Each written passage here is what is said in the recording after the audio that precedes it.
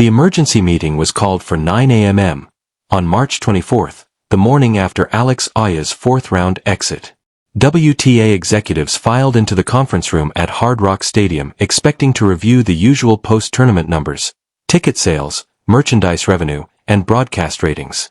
Instead, they were met with a shocking reality. The financial projections for the Miami Open had fallen short by a staggering $4.7 million. Sponsors were demanding refunds, broadcast partners were threatening to renegotiate contracts, and according to the spreadsheet circulating in the room, the blame was being pinned on one 20-year-old Filipina who had failed to deliver the deep run everyone had anticipated. Within hours, the blame game began. By the time the official statement was released, the tennis world was stunned. The WTA pointed fingers not at their own scheduling failures or the rain delays that had disrupted the tournament, but at Alex, the very player they had built their entire marketing campaign around. The meeting, held at Hard Rock Stadium in Miami Gardens, was filled with tension. The 2026 Miami Open had been expected to become the most profitable in tournament history. Ticket sales had surged by 48% in the weeks leading up to the event, driven largely by Filipino fans eager to watch Alex Eala. Merchandise bearing her name accounted for 57% of all sales, more than every other player combined. Broadcast ratings across the Philippines and the global Filipino community had reached record-breaking levels. Yet, when the final numbers were calculated, something was clearly wrong. The tournament had projected $47.2 million in revenue based on early ticket sales and sponsorship deals.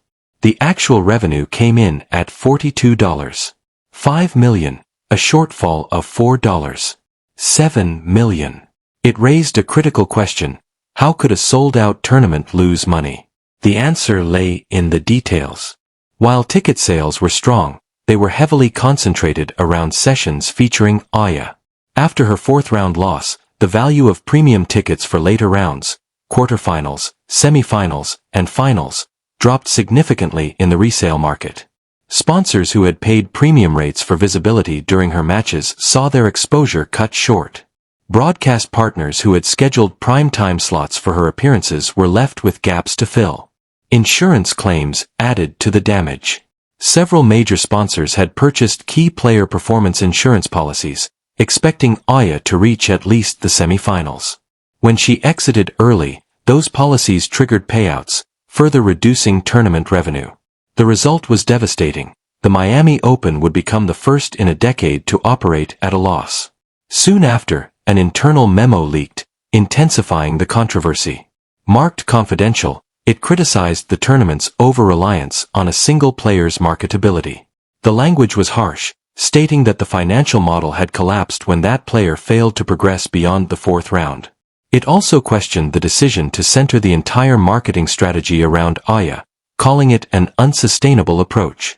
The most controversial part of the memo suggested that while Alexandra Eala's popularity was undeniable, her inability to consistently make deep tournament runs posed a systemic risk to events relying on her drawing power. Future marketing strategies, it argued, must account for the unpredictability of a player still proving herself at the highest level. Notably, the memo ignored several key factors. It made no mention of the severe rain delays that had forced the cancellation of 37 matches during the first week. It overlooked the scheduling chaos that disrupted players and fans alike. It also failed to acknowledge that some sponsorship deals had been negotiated before Eala's rise in popularity. Instead, the blame was directed squarely at a young player who had simply competed. When the memo became public, backlash was immediate. Filipino fans took to social media, demanding accountability from the WTA. Analysts pointed out that $42.5 million in revenue was still substantial. Players began to speak out, initially in private, then more openly.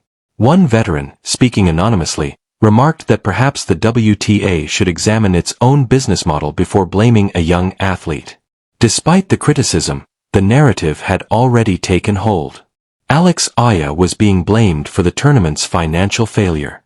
In the days that followed, additional details emerged that told a different story. The tournament had been severely impacted by extreme weather. On March 15th, all qualifying matches and practice sessions were cancelled due to heavy rain. By March 18, the situation worsened, with 37 matches across ATP and WTA draws called off. Top players were left waiting for hours before play was abandoned. These disruptions resulted in an estimated $2 million loss from concessions, merchandise, and ticket refunds. There were also issues with sponsorship agreements.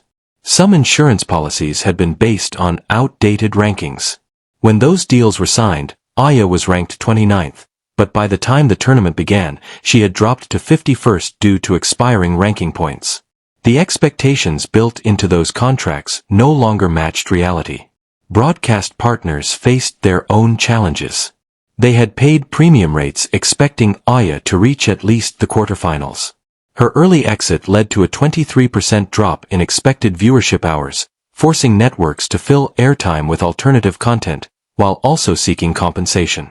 In reality, the $4.7 million shortfall was not the result of one player's performance.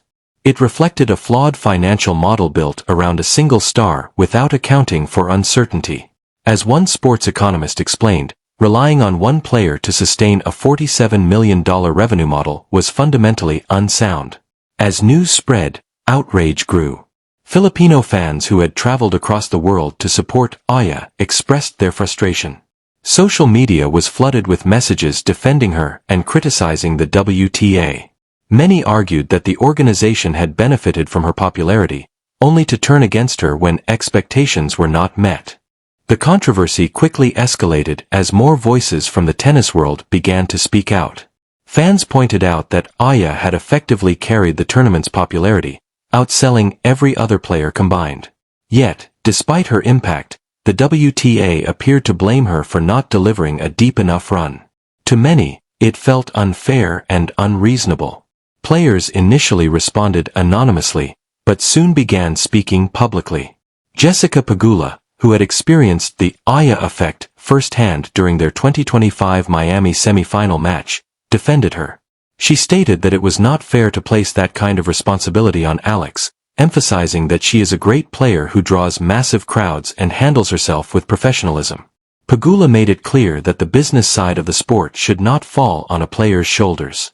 Coco Gauff, a friend and occasional doubles partner of Aya, was even more direct. She highlighted that Alex is only 20 years old and is simply doing her best to compete at the highest level.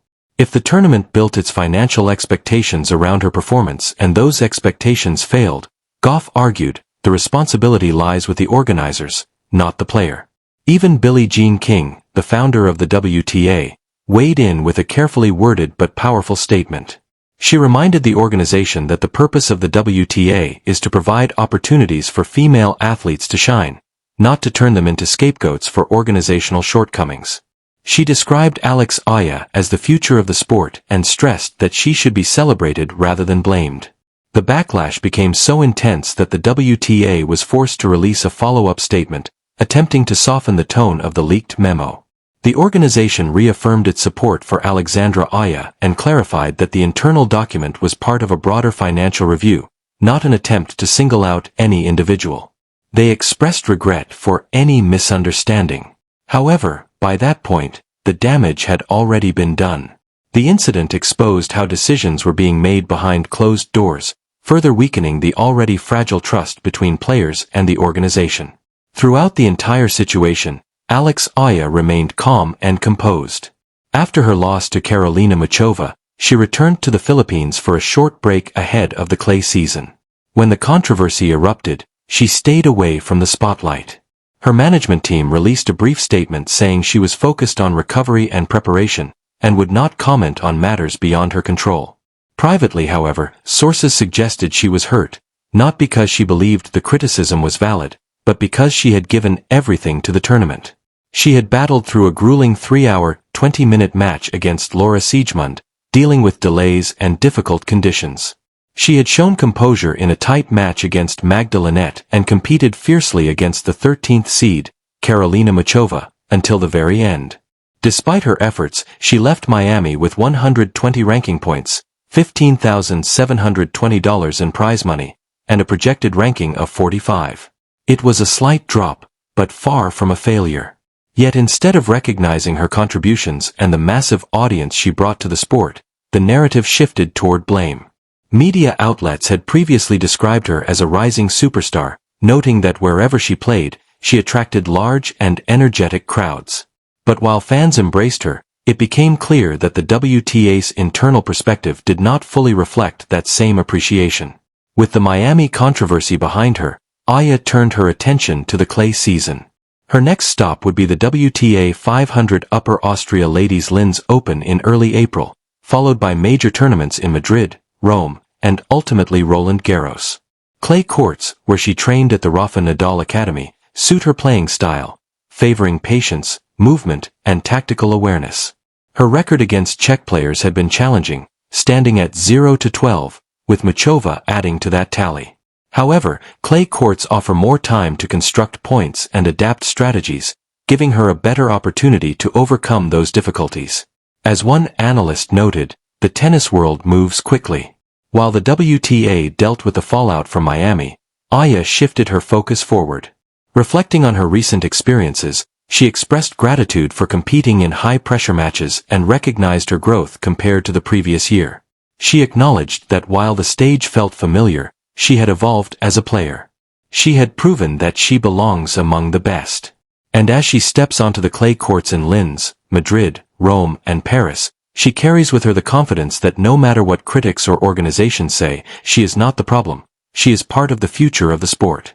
The situation ultimately left a lasting impression on the tennis world. A leaked memo blaming a young player for a $4.7 million shortfall ignored key factors such as weather disruptions, flawed sponsorship models, and unrealistic financial expectations. The reaction from fans, players, and legends of the game made one thing clear: accountability matters. Alex Eala may have been at the center of the controversy, but she also emerged from it as a symbol of resilience. At just 20 years old, she continues to grow, compete, and inspire. While the WTA faces difficult questions about its decisions, Eala moves forward, focused, determined, and widely recognized as one of the brightest talents in the game.